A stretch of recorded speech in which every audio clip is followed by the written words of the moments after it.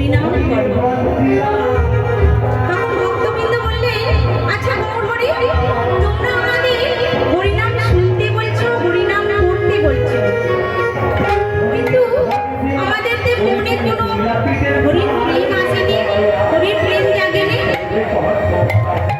মহাপ্রভু তখন চারটি ভাষায় বললেন কি, চারটি বাক্যে বললেন কি, হয় তোমরা ঠিক করে হরিনাম শুনছো না, না হলে তোমরা ঠিক করে হরিনাম করছো না।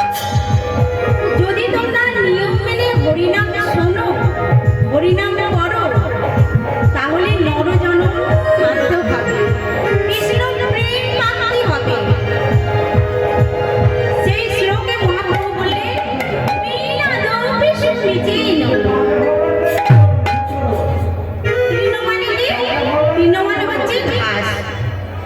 ভক্তের হৃদয়টা হবে, ভক্ত বৈষ্ণবের হৃদয়টা কেমন হবে? ঘাসের মতো। দেখবে যখন আমরা ঘাস পা দিয়ে মারিয়ে চলে যাই, তখন ঘাসটা শুয়ে পড়ে থাকে, একদম নেতিয়ে পড়ে থাকে। আবার কিছুক্ষণ পরে দেখবে সেই ঘাসটা মাথা তুলে দাঁড়িয়েছে। ভক্তের মন খালি কিরকম হবে? ভক্তের মন ওই তৃণর মতো হবে। দ্বিতীয়টা কি বললেন? তরুরে সইস না। তরু মানে কি? তরু মানে হচ্ছে বৃক্ষ, গাছ।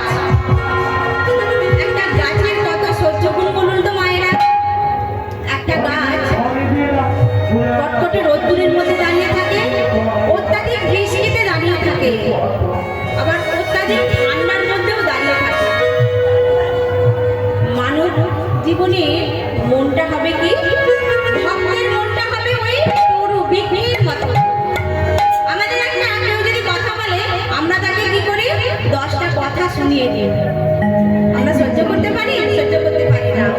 কিন্তু একটা গাছ সব কিছু সহ্য করে, সারা বছর সে ফল নিয়ে আসে। সেই গাছটাকে আমরা যখন না ফল দেয়, সেই গাছটাকে আমরা তখন কি করি? কেটে ফেলি। গাছটা কি কিছু বলে? নীরব ভাবে সে অত্যাচার সহ্য করে। তৃতীয় ফলটা কি বললেন? অমানিনা মানে দিলেন না।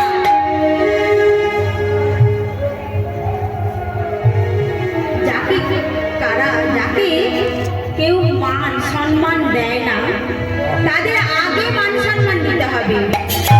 ভক্ত বৈষ্ণবের মনটা সেই রকমই হবে। দরিদ্র, দিন দরিদ্র, মুচি ব্যথা অনেক একে মান দেয় না, কিন্তু আমাদের ভক্তের মনটা হবে কি? আগে তাদের মান সম্মান দিতে হবে। আর লাস্টের ফলটা কি বললেন? কীর্তনীয়া সদা